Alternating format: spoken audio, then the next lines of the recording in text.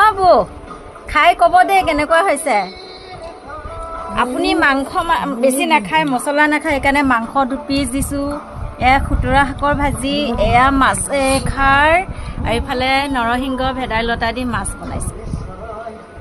আবুৱে মানে ডাইনিঙত বহি খাব নোৱাৰে যে, তলত বহি খোৱা অভ্যাস আছে, সেইকাৰণে তলতে দিলোঁ। মছলা নাখায় আবুৱে, জ্বলা নাখায়, চিম্পলকৈ বনাই দিছোঁ। খাই ক'ব হা কেনেকুৱা হৈছে। আৰু নালাগে, অলপ অলপ দিছোঁ, মই অলপ অলপ দিছোঁ। অঁ আহিব আহিব, আকৌ খাবলৈ আহিব বোলে।